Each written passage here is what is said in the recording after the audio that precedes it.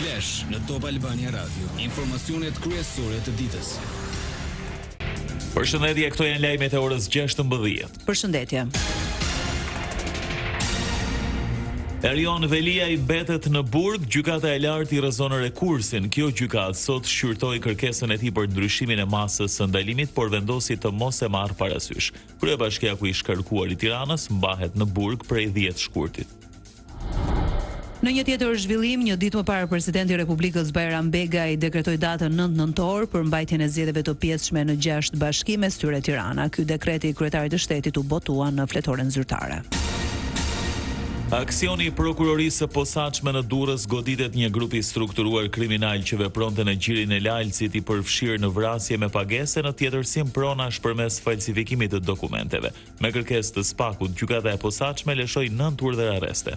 5 u ekzekutuan, 4 persona janë në kërkim, përfshirë Aleksandër Lalo, i njohur si Rumi i Shiakut. Mes të prangosurve janë vëllai i tij Vullnet Muça dhe Enea Kume, vëllai i deputetit socialist Loer Kume.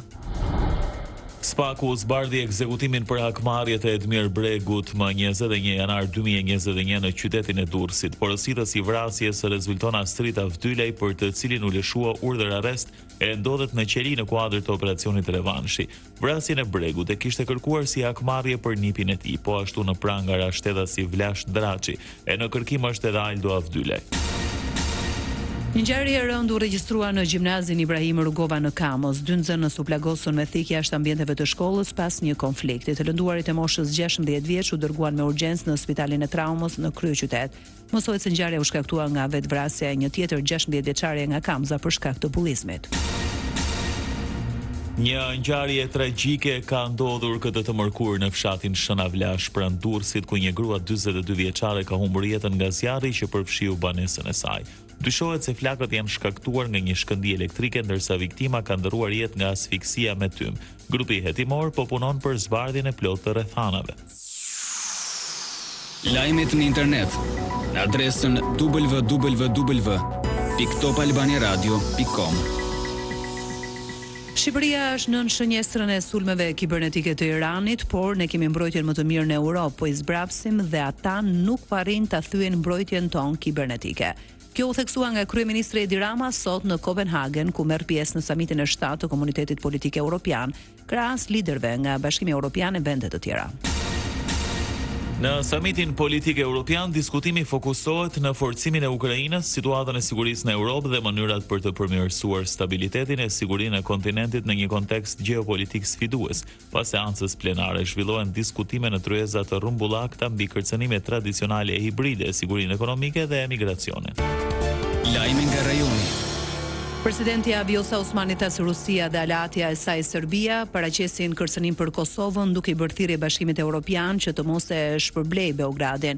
Para nisjes së samitit të Komunitetit Politik Evropian në Kopenhagen të Danimarkës, Osmani akuzoi Beogradin se kopjon veprimet e Moskës. Lajme nga bota. Një sulm me thik tronditi komunitetin hebreik në Manchester në veri të Anglisë, u shënuan 3 viktima, mes tyre agresori si dhe 2 të plagosur. Ngjarja ndodhi pranë sinagogës në Hilton Park, Crampsall, gjatë festimeve të Yom Kippurit, festës më solemne në kalendarin hebreik. Autorin e ekzekutoi policia britanike. Mbreti Charles u shpreh tronditur lidhur me sulmin, ndërsa kryeministri britanik Starmer ndërpreu vizitën në Kopenhagen të Danimarkës, ku merrte pjesë në takimin e Komunitetit Politik Evropian.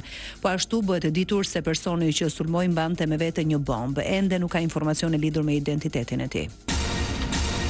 Rripin e Gazës mundën vetëm ta shohin, por jo ta shkelin. Marina izraelite ndaloi anije që transportonin ndihma për në enklavën palestineze dhe ka kapur aktivistët në bord, përfshirë atë suedeze për klimën Greta Thunberg. Mbi 200 persona u ndaluan.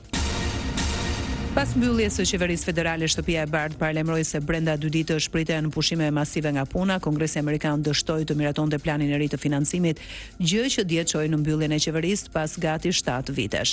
Frika është që kriza mund të zgjasë dhe të rrezikojë qindra mijëra vende pune, si dhe t'i kushtoj ekonomisë miliarda dollar.